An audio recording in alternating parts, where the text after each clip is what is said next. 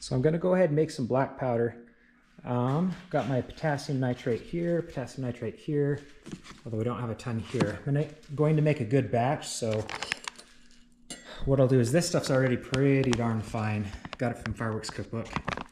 But I'll go ahead and take this and sift it through this. This is a 150. I'm curious to see how much actually goes through. I have one screen that's an 1100. That's crazy fine. I don't know if I'll do that or not, but I'll go ahead and sift all of that through. The more fine the powders are, the better your black powder is going to be. And so I want them to be really fine. I will probably also go ahead and take this guy to make it even finer. But I was thinking what I'll do is, since I have so much to go through, I'll put it all through here.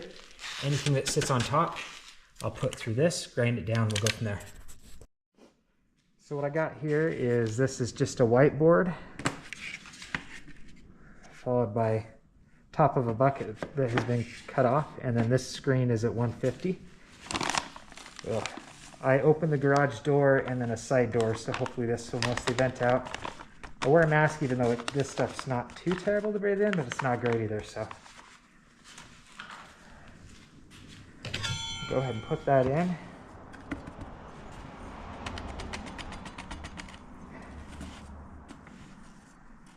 And push it through. I'll go ahead and push it through and I'll turn the camera back on.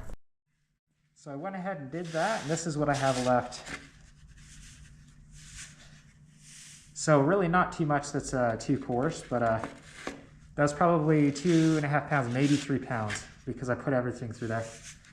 I could go ahead and put that in the Fruit Ninja thing, or the Ninja, whatever it's called.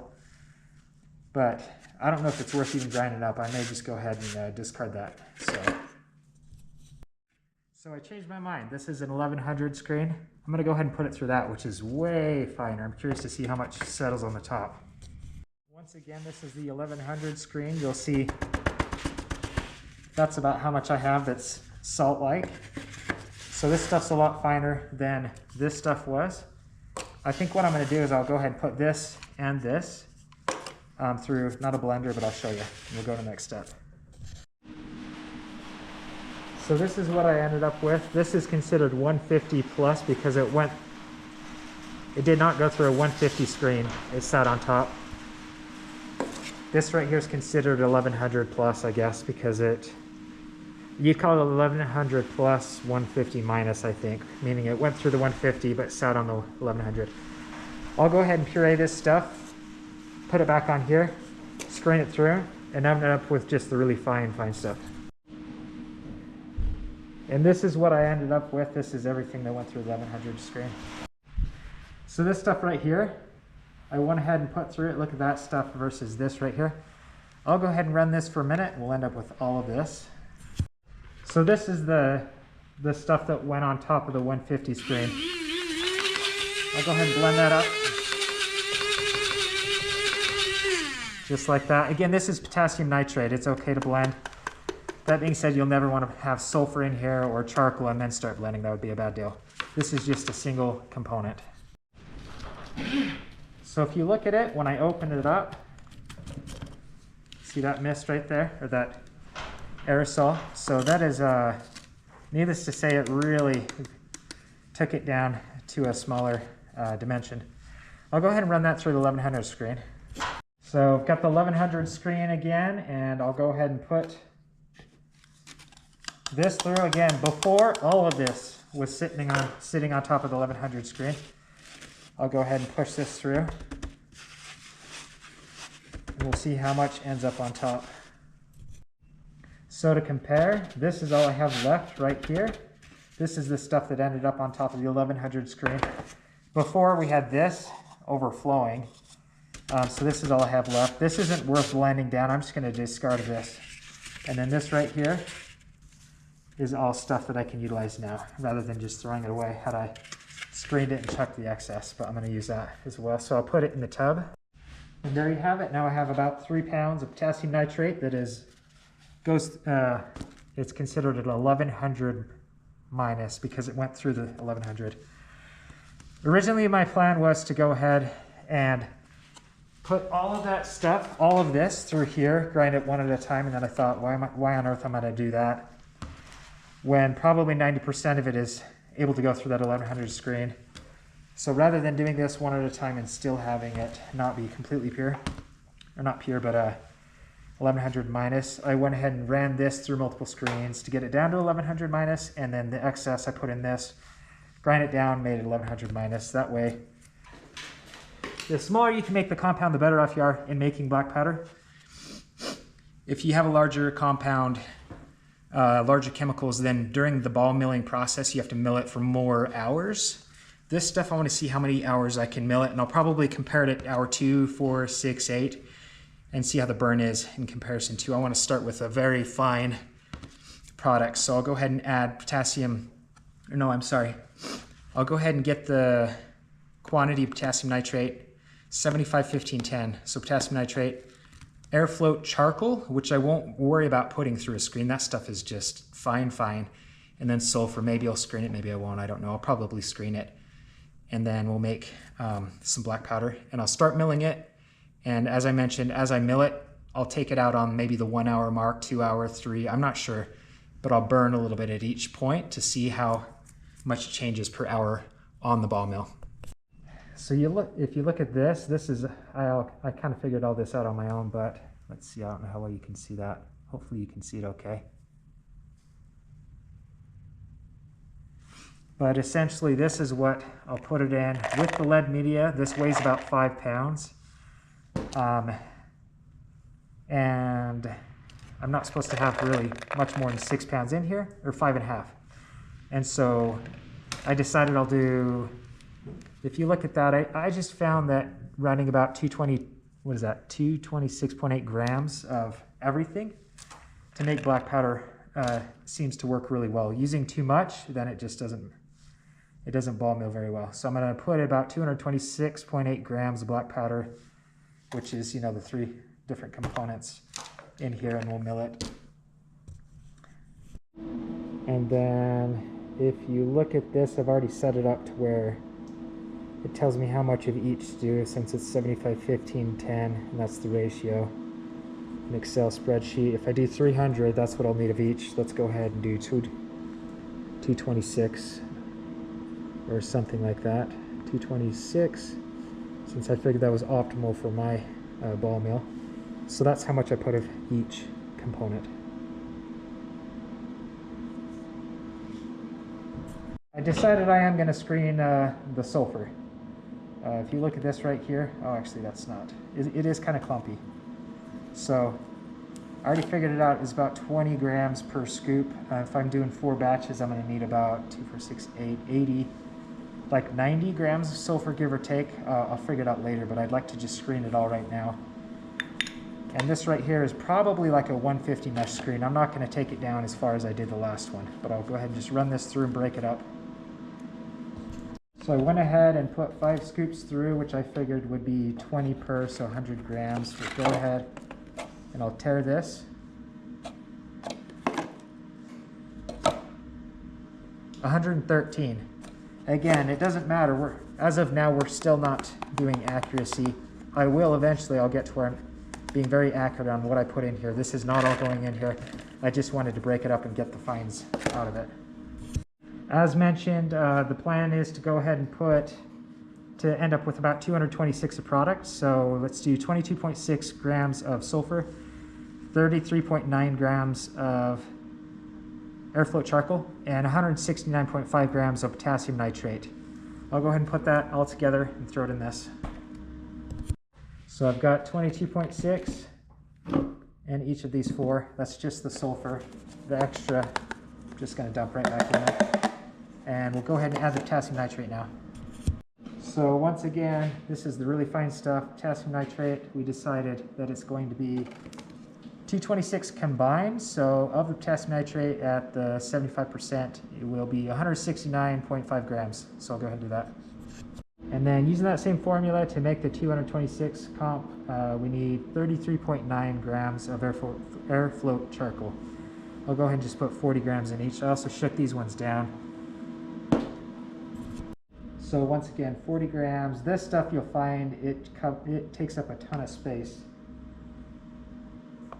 So look, that's 42. That's 39. That right there is 40. So I'll do that 4 times and I'll put 1 per jar. I decided to go ahead and put dextrin in as a binder. Again, I like to do my dextrin at 2.5% by weight. So 2.5%. Each of these is 226 grams total. So it's going to be 2.6 grams, 226 grams total. So 2.26, 2.26, 1.13 ends up being about 5.7 grams total. So I'll put 5.7 grams of dextrin into this and this. These two over here, I'm going to leave the dextrin out because I want dextrin-free black powder for some other reasons. I'll talk to you about that later. But I'm going to have dextrin in these, no dextrin in these. I like to label it. If you look at it, you can't hardly read it. I use too big of a Sharpie. But 75, 15, 10, 226 grams with the 2.5 dex. I'll run these, and then this basically just says no dex. Again, we'll transfer lead media after I've run these. I like to do it this way because I can't tell you how often I think that I'll remember, and then a week passes because I get busy with work, and then I go back to figure out what the heck is in here, and I can't fully remember whether it's tiger's tail or black powder or what kind of black powder. So that's why I like to label it. So again, one goal of the video is to see what the stuff burns like at hour 1, 2, 3, and so forth. I'm not sure. I may go 2 hours, 4 hours, 6 hours, and I'll just go burn it maybe a gram at a time, and then we'll compare at the end. So as mentioned, I'll go ahead and ball mill this. And I think what I'll do is I'll do 1 hour, burn it, 2 hours, burn it, 3 hours, burn it, 4 hours, burn it, 6 hours, burn it. I'll kind of just keep going. I'm not sure. I've got this right here. I'll set it to 1 hour, and then I'll go ahead and run the ball mill for 1 hour. And after that, I'll do a burn test, and then we'll run it a little bit further. And also, doing this in the garage, I don't like to do it in the garage. Thing is, it's snowing outside. I've got concrete here, tons of wood here, and a lot of paint right here. So if it were to have an accidental discharge, so a spark or something, even though it shouldn't because it's lead media, worst case scenario, go into this paint and it would paint my garage.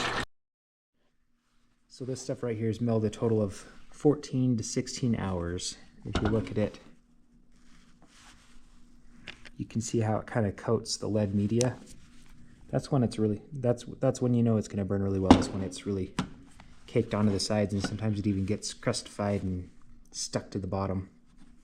So this should burn really well.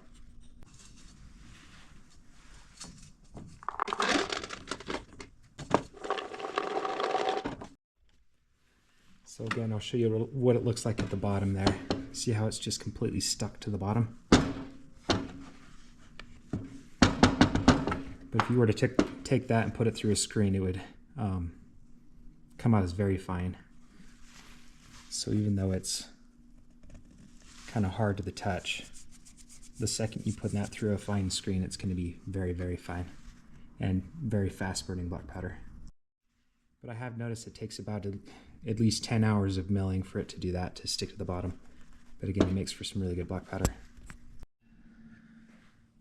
So this is the end product. I went ahead and tapped it all out into this screen right here. All of this sat above the screen. So all of this is pretty hard, but if you look at that, just minimal pressure and it turns into a fine dust. So this stuff ought to burn really well. I'll go ahead and screen this. I'll put it through like an 1100 screen. This is a 170. I'll put it through this 170 screen. And with minimal pressure, it's going to go right through like that. And then it'll be ultra fine.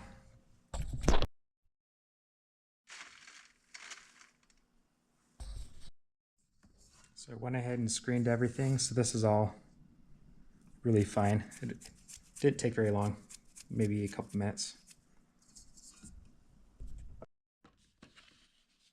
So about that full, so maybe 3 tubs would fill this completely. Again, this is all milled for about 14 to 16 hours. I'll probably burn just a small line of it just to see how it burns loosely before I granulate it. So just a quick burn test. I always burn it to make sure it's good. It's probably about 2 grams, maybe 3 grams.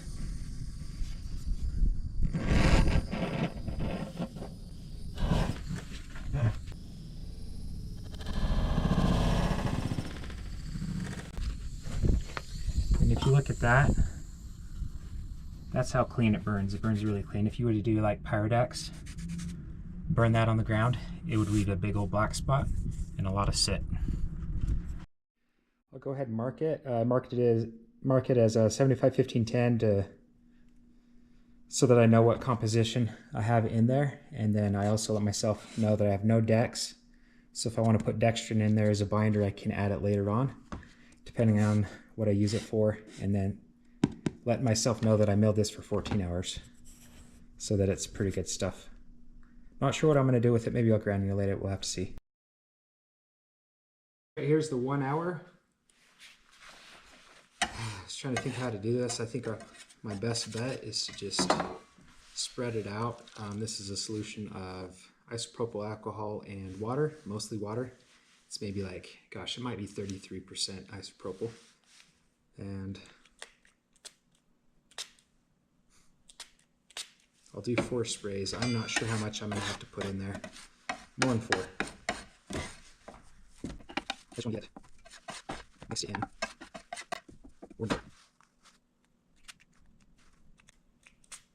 So that's 6.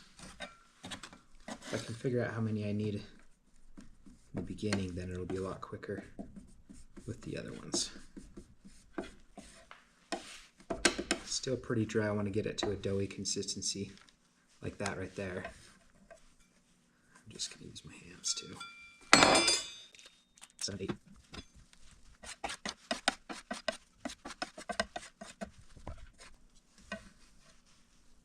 So that's pretty close.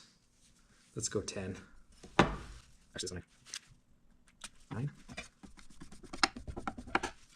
Okay, that'll work. No, well, yeah, let's go 10. That was a half a spray. Okay, so I'll go 10 to about that doughy consistency right there, and yet I can still kind of drop it and it'll come down that way. So there we have it. It was about 10 sprays, got kind of a doughy consistency. I'll go ahead and put it right here. And it's called granulating the black powder. I'm not sure what kind of a mesh screen this is. So I'm just going to push it through. Like so.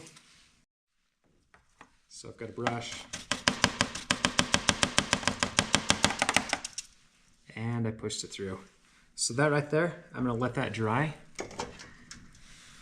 It's going to take forever. So I think what I'll do is I'll create a little pile. I'll let it set for 20 minutes.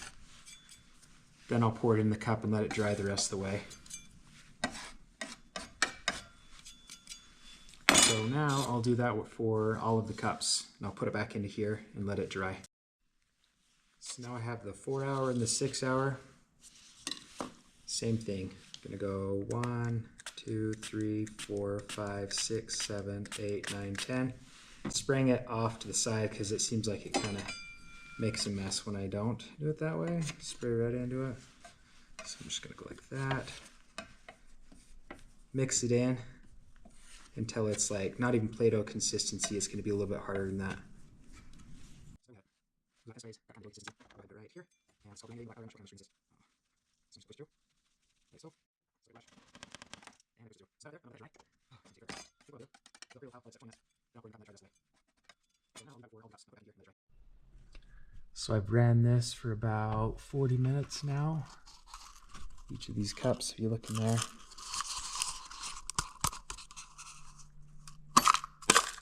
See, it's kind of crusty.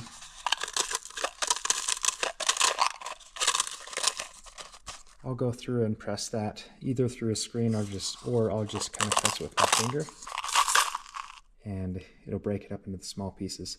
Again, this does not have any dextrin in it. If it did have dextrin, it would bind a little bit better, but it wouldn't burn as well as either. So I'll go ahead and go through that with all of these before it's overly dry and slightly overly hard. Too hard to press and break up. Although, again, no dextrin, so that may not be an issue. So here it is again. Yeah, it's kind of crustified.